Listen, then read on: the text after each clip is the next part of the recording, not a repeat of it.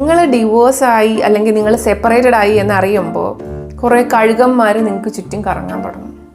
തേനിൽ ഈച്ച പറ്റുന്ന പോലെ കുറേ എണ്ണം വരുമല്ലോ. ഹലോ, നമസ്കാരം. എൻ്റെ പേര് ആൻസി നുസൈഫ. എല്ലാവരും എന്നോട് ചോദിച്ചു ദ ഗ്രേറ്റ് ഇന്ത്യൻ കിച്ചണിൽ നിന്ന് എങ്ങനെ എസ്കേപ്പ് ആയി എന്നും പിന്നെ എങ്ങനെ ഡിവോഴ്സും അങ്ങനെ കാര്യങ്ങളൊക്കെ ചോദിച്ചായിരുന്നു. അതുകൊണ്ടാണ് ഞാൻ ഈ വീഡിയോ ഉണ്ടാക്കുന്നത്.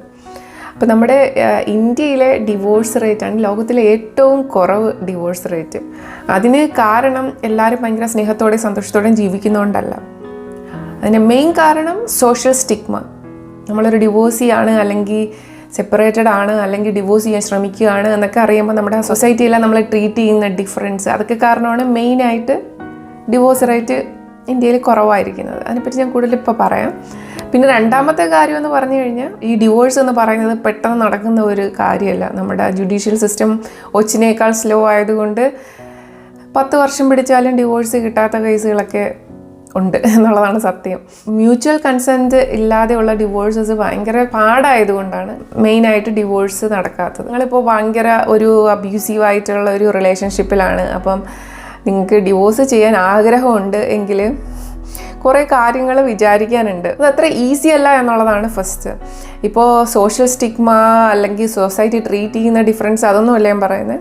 ഈ ലോസ്, നമ്മൾ ഈ നിയമത്തിൻ്റെ പുറകെ കോടതിയിൽ പോക്ക് വരവ്, പൈസ ചിലവ്, ടൈം കൺസ്യൂമിങ്, എത്ര വർഷമാണ് ഇതിൻ്റെ പുറകെ പോകണമെന്നൊന്നും പറയാൻ പോലും പറ്റത്തില്ല. നമ്മുടെ ജീവിതത്തിൻ്റെ പർപ്പസ് തന്നെ കല്യാണം കഴിച്ച് കൊച്ചുങ്ങളുണ്ടാക്കുക എന്നുള്ള രീതിയിലാണ് നമ്മുടെ ഇന്ത്യൻ സൊസൈറ്റി.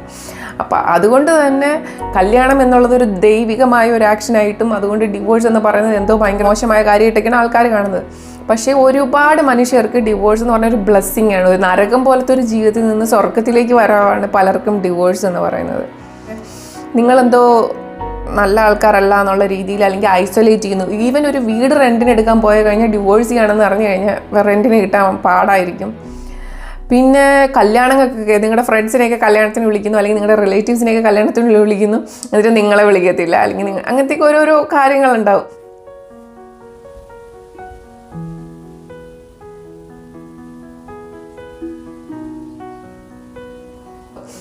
പിന്നെ ചില സമയത്ത് സ്വന്തം ബ്രദേഴ്സിൻ്റെ അല്ലെങ്കിൽ കസിൻസിൻ്റെ കല്യാണത്തിന് പോലും വിളിക്കത്തില്ല. ഇങ്ങനെയൊക്കെ ഓരോ കാര്യങ്ങളൊക്കെ വരും ഡിവോഴ്സ് ആണ് എന്നുള്ളപ്പോൾ.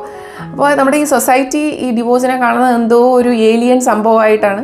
ഇതുവരെ നോർമലൈസ് ചെയ്തിട്ടില്ല. അത് ഇപ്പോൾ ഒരു അബ്യൂസീവ് മാരേജിൽ നിന്ന് രക്ഷപ്പെടുന്ന ഒരാളിനെ സൊസൈറ്റിയും കൂടെ ഐസൊലേറ്റ് ചെയ്യുന്ന ഒരവസ്ഥ. ഈവൻ ചിലപ്പോൾ നിങ്ങളുടെ ബ്രദേഴ്സും നിങ്ങളുടെ പാരൻസും പോലും അല്ലെങ്കിൽ നിങ്ങളുടെ സിസ്റ്റേഴ്സും ആരും തന്നെ നിങ്ങളെ സപ്പോർട്ട് ചെയ്യണമെന്നില്ല. അത് വളരെ ഡിഫിക്കൽട്ടായിട്ടുള്ളൊരു ഫേസും ആയിരിക്കും. മിക്കവാറും ഫാമിലികളിൽ നിങ്ങളെ ഒരു പ്രോബ്ലമായിട്ട് അല്ലെങ്കിൽ ഒരു ബർഡൻ ആയിട്ടൊക്കെ ആയിരിക്കും കാണുന്നത് നിങ്ങൾ ഡിവോഴ്സ് ചെയ്ത് വന്നാൽ, അല്ലെങ്കിൽ നിങ്ങൾ സെപ്പറേറ്റഡ് ആയിട്ട് വന്നു കഴിഞ്ഞാൽ. പിന്നെ നിങ്ങൾ ഒരു ഡിവോഴ്സിനെ പറ്റി ചിന്തിക്കുമ്പോഴേ ബന്ധുക്കളും വീട്ടുകാരും എല്ലാവരും വന്നിട്ട് പറഞ്ഞു, ഒരു കുട്ടിയാകുമ്പോൾ ശരിയാവും, ഉടൻ കുട്ടി ഉണ്ടാക്കിക്കുക എന്നുള്ളതാണ് നമ്മുടെ കുടുംബക്കാരുടെയും നാട്ടുകാരുടെയും സൊല്യൂഷൻ. അത് ഏറ്റവും വലിയ മണ്ടത്തരമാണ്. കുട്ടി ഉണ്ടാക്കി കഴിഞ്ഞാൽ ഒരു പ്രോബ്ലം കൂടിയായി, ഒരു പ്രോബ്ലം അനുഭവിക്കാൻ ഒരാളും കൂടിയായി എന്നുള്ളതല്ലാതെ ഒരു ഉപയോഗവും ഇല്ല. ഇൻകോമ്പാറ്റിബിലിറ്റീസ് ഒരു കുട്ടി വന്നു കഴിഞ്ഞാൽ ഒരിക്കലും മാറത്തില്ല. ആ ഒരു ഇൻകോമ്പാറ്റിബിലിറ്റീസിൽ ഒരു കൂടുതൽ റെസ്പോൺസിബിലിറ്റിയും വരും. ആ കുട്ടി അവിടെ സഫർ ചെയ്യും. അത്ര അല്ലാതെ വേറെ ഒന്നും കിട്ടാനില്ല. സൊസൈറ്റിയും ബന്ധുക്കളും നാട്ടുകാരും വീട്ടുകാരും എല്ലാവരും ഒന്നടങ്കം പറയും, എല്ലാവരെയും ജീവിതം ഇങ്ങനെയൊക്കെയാണ്, കുറച്ചങ്ങ് അഡ്ജസ്റ്റ് ചെയ്താൽ മതി, കുറച്ചൊരു കൊച്ചാകുമ്പോൾ ശരിയാവും. ഇതിങ്ങനെ ഒന്നും ശരിയാവത്തില്ല. ശരിയാവാത്ത കാര്യം നിങ്ങൾ കൊച്ചിനെ ഉണ്ടാക്കി ശരിയാക്കാൻ നോക്കണ്ട, കൊച്ചിൻ്റെ ജീവിതം കൂടി നശിപ്പിക്കേണ്ട. ഇനി ഓൾറെഡി കുട്ടിയുള്ളവരാണെങ്കിൽ ഇപ്പോൾ ഡിവോഴ്സ് കഴിഞ്ഞ് കഴിഞ്ഞാൽ നിങ്ങൾക്ക് ഫേസ് ചെയ്യാവുന്ന പ്രോബ്ലം എന്ന് പറഞ്ഞാൽ, ഇപ്പോൾ സ്കൂളിലൊക്കെ അഡ്മിഷൻ, പല സ്കൂളുകളിലും സിംഗിൾ പാരൻറ്റിൻ്റെ കുട്ടികളെ അഡ്മിറ്റ് ചെയ്യാൻ സമ്മതിക്കത്തില്ല. വളരെ മോശമായ കാര്യമാണ്. അത് എന്തുകൊണ്ടാണെന്ന് അറിയത്തില്ല. നിയമം അതിനെതിരെ ഒന്നും ചെയ്യുന്നൊന്നായിട്ട് കണ്ടില്ല. പിന്നെ ഉള്ളത് കുട്ടികളുടെ ഇടയിൽ തന്നെ അവർ പരസ്പരം കളിയാക്കൽ, അച്ഛനില്ല അല്ലെങ്കിൽ അമ്മയില്ല എന്നൊക്കെ പറഞ്ഞിട്ട് ഓരോ കളിയാക്കൽ. അത് അവരെ വീട്ടിൽ അവരെ പാരൻസ് വളർത്തിയതിൻ്റെ ദോഷമാണ്. നിങ്ങൾക്കൊന്നും പറയാൻ പറ്റത്തില്ല, നിങ്ങൾക്കൊന്നും ചെയ്യാനും പറ്റത്തില്ല. ചിലപ്പോൾ സ്കൂള് ചേഞ്ച് ചെയ്യേണ്ടി വരും, അല്ലെങ്കിൽ പാരൻസിൻ്റെ വീട് ദൂരെ ആണെങ്കിൽ കുറച്ച് ദിവസം അവിടെ ഇവിടെ അങ്ങനെയൊക്കെ ഉള്ള ഓരോ ബുദ്ധിമുട്ടുകളൊക്കെ ഉണ്ടാവും. സാധാരണ ഒരു ഡെവലപ്ഡ് കൺട്രിയിലൊക്കെ ആണെങ്കിൽ ഡിവോഴ്സൊക്കെ ഒരു 6 മാസത്തിലൊക്കെ മിക്കവാറുള്ള സ്ഥലത്തൊക്കെ കിട്ടാറുണ്ട്. നമ്മുടെ ഇന്ത്യയിലാണെങ്കിൽ മ്യൂച്വൽ കൺസെൻറ്റ് ഉണ്ടെങ്കിൽ മാത്രമേ 6 മാസത്തിനുള്ളിൽ കിട്ടത്തുള്ളൂ. ഇപ്പോൾ മ്യൂച്വൽ കൺസെൻറ്റ് ഇല്ലാത്തവർക്ക് വർഷങ്ങളോളം അതിൻ്റെ പുറകെ നടന്ന് ടൈം കളയാമെന്നുള്ളതല്ലാതെ പ്രത്യേകിച്ച് എൻ്റെ ഭാഗ്യം എന്ന് വെച്ച് കഴിഞ്ഞാൽ എൻ്റെ ഡിവോഴ്സ് ചെയ്യാനുള്ള ഈസിനെസ് ആയിരുന്നു. കാരണം ഈ 2008 ഈ നിയമം വരുന്നത്, കല്യാണങ്ങളെല്ലാം രജിസ്റ്റർ ചെയ്യണം എന്ന്, ഗവൺമെൻറ്റിൽ രജിസ്റ്റർ ചെയ്യണം, ഡിവോഴ്സും ഗവൺമെൻറ് വഴി അങ്ങനെയൊക്കെ. ഞാൻ ലക്കിലി ആ ഒരു ടൈമിന് മുന്നേ ആയിരുന്നു എൻ്റെ ഫസ്റ്റ് മാരേജ്. അതുകൊണ്ട് തന്നെ പള്ളി വഴി മാത്രമായിരുന്നു കല്യാണം, ഗവൺമെൻറ്റിലൊന്നും രജിസ്റ്റർ ചെയ്തിട്ടുണ്ടായില്ല. അതും കൂടാതെ സെപ്പറേറ്റഡ് ആയിട്ട് ഒത്തിരി നാൾ നിന്നതിന് ശേഷമൊക്കെയാണ് ഡിവോഴ്സ് ചെയ്യുന്നത്. ഞാനാണ് ഇനിഷ്യേറ്റ് ചെയ്തതെന്ന് പറഞ്ഞു കഴിഞ്ഞാൽ പള്ളിയിൽ പറയേണ്ടിയേ ഉണ്ടായിരുന്നുള്ളൂ, ഒരു സൈനിട്ട് കൊടുക്കുക, ആ പരിപാടി ഉണ്ടായിരുന്നുള്ളൂ. വളരെ സിമ്പിളായിരുന്നു. എനിക്ക് ഡിമാൻഡ്സ് ഒന്നുമില്ല. എനിക്ക് എങ്ങനെയെങ്കിലും ആ ഒരു മാരേജിൽ നിന്ന് രക്ഷപ്പെടണമെന്നേ ഉണ്ടായിരുന്നുള്ളൂ. ഇൻഡിപെൻഡൻസ്, ഫ്രീഡം, അതൊക്കെ മാത്രം മതിയായിരുന്നു എനിക്ക്. ആ മാരേജിൽ നിന്നുള്ള ഫ്രീഡവും ആ വീട്ടിൽ നിന്നുള്ള ഫ്രീഡവും മാത്രം മതിയായിരുന്നു. ഞാൻ ഓൾറെഡി സെപ്പറേറ്റഡ് ആയതുകൊണ്ട് എനിക്ക് ഓൾറെഡി ആ ഫ്രീഡം ഞാൻ എൻജോയ് ചെയ്യുന്നുണ്ടായിരുന്നു. ജസ്റ്റ് എനിക്കത് എൻഡ് ചെയ്യണം എന്ന് മാത്രമേ ഉണ്ടായിരുന്നുള്ളൂ. അപ്പോൾ it was very easy. I got up and signed A paper and finished.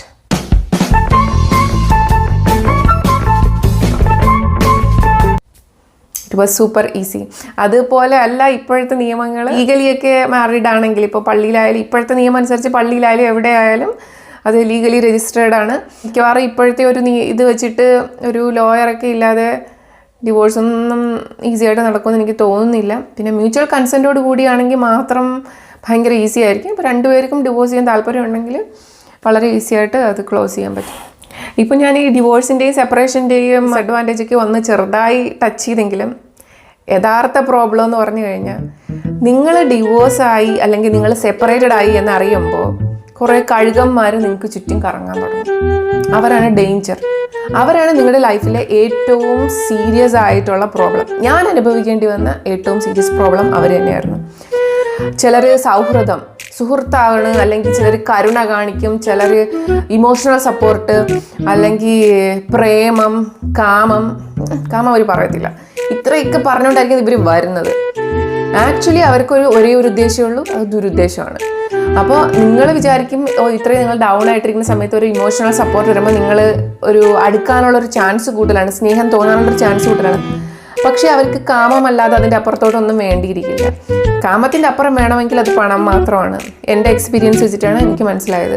ഞാൻ സെപ്പറേറ്റഡ് ആയിട്ട് നിൽക്കുമ്പോൾ ആണ് എനിക്ക് ഏറ്റവും കൂടുതൽ ആൾക്കാരിങ്ങനെ എന്താണ്, തേനിൽ ഈച്ച പറ്റുന്ന പോലെ കുറേ എണ്ണം വരുമല്ലോ, അങ്ങനെ വന്നുകൊണ്ടിരുന്നത്. ഞാൻ അന്നേരം ഭയങ്കര കൺസർവേറ്റീവ് ആയിട്ടുള്ളൊരു മെൻറ്റാലിറ്റിയിലാണ് ഞാൻ അന്ന് ജീവിക്കുന്നത്. അപ്പോൾ എന്ന് പറഞ്ഞാൽ കല്യാണം കഴിക്കാതെ സെക്സ് ചെയ്യാൻ പാടില്ല, അങ്ങനെയാണെങ്കിൽ ഭയങ്കര സ്ട്രിക്റ്റ് ഇതിൽ പോകുന്ന ഒരാളാണ്. ആ സമയത്താണ് ഈ ആൾക്കാർ ഇങ്ങനെ വരുന്നത്. അപ്പോൾ ചിലർക്ക് ഭയങ്കര പ്രേമവും സ്നേഹവും സൗഹൃദവും ഒന്നും പറയേണ്ട, എല്ലാം ഇങ്ങനെ ഒലിപ്പിച്ചുകൊണ്ട് വരും. അപ്പോൾ നമ്മൾ ഒന്നാമത് ഇമോഷണലി സപ്പോർട്ടാണ്, സോഷ്യലി ഐസൊലേറ്റഡ് ആയിരിക്കും. നമ്മുടെ പാരൻസും നമ്മുടെ ഫാമിലി എല്ലാവരും ഇങ്ങനെ ആക്കുന്ന സമയത്ത് പെട്ടെന്ന് സ്നേഹം കൊണ്ട് വരുന്നത്. ചിലപ്പോൾ ബന്ധുക്കൾ വരെ ഈ ഒരു രൂപത്തിൽ വരും.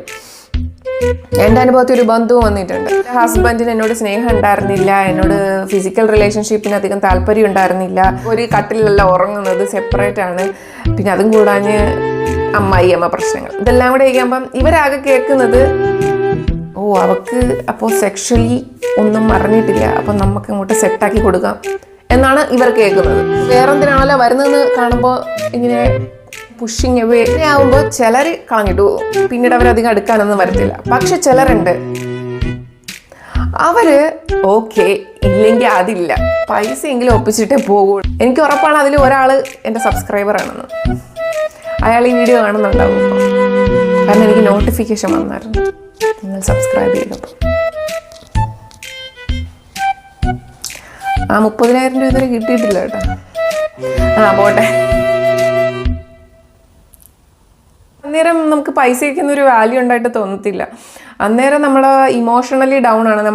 നമ്മൾ ഇമോഷണലി കുറച്ച് ലിഫ്റ്റ് ചെയ്യുന്നോ അവർക്ക് നമ്മൾ എന്തും ചെയ്യും എന്നുള്ളൊരിതാണ്. ആ സമയത്ത് പൈസ ഉണ്ടായിരുന്നതുകൊണ്ട് അത് കൊടുത്തു, ഹെൽപ്പ് ചെയ്തു, അങ്ങനെയൊക്കെ. സൊസൈറ്റിയിലെ കഴുകന്മാരുടെ ഹാൻഡിൽ ചെയ്യാൻ തീരെ ഈസിയല്ല. അപ്പം ഞാൻ ഏറ്റവും ചെയ്ത എന്താണെന്ന് വെച്ച് കഴിഞ്ഞാൽ, ഞാൻ എൻ്റെ ഡിവോഴ്സ് കഴിഞ്ഞ ഉടനെ തന്നെ എനിക്ക് സൊസൈറ്റി നിൽക്കാൻ പറ്റത്തില്ല എന്നുള്ളത് മനസ്സിലായി. അതുകൊണ്ടാണ് സിക്കിമിലോട്ട് ജോലിക്ക് പോയത് തന്നെ. അതുപോലെ നല്ല ആൾക്കാർ ഒരുപാട് പേരുണ്ടായിരുന്നു. പക്ഷേ അവരോടൊന്നും ഞാനൊരു ഡിവോഴ്സിയാണെന്ന് ഡിസ്ക്ലോസ് ചെയ്തിട്ടേ ഇല്ല.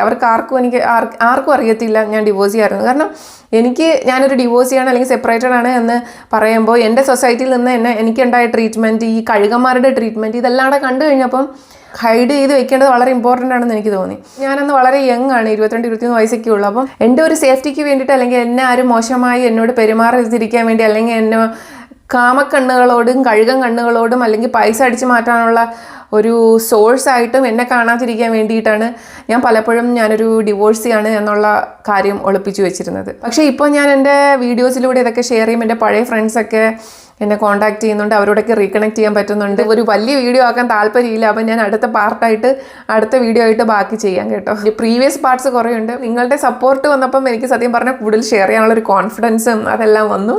ഇപ്പോൾ എൻ്റെ പ്രീവിയസ് വീഡിയോ ഒരുപാട് പേര് കണ്ടെന്ന് പറഞ്ഞാൽ ഭയങ്കര സന്തോഷം. 1000 kisses and thank you everybody. അപ്പം എൻ്റെ വീഡിയോ ആദ്യമായിട്ടാണ് കാണുന്നതെങ്കിൽ എന്തായാലും സബ്സ്ക്രൈബ് ചെയ്യണം.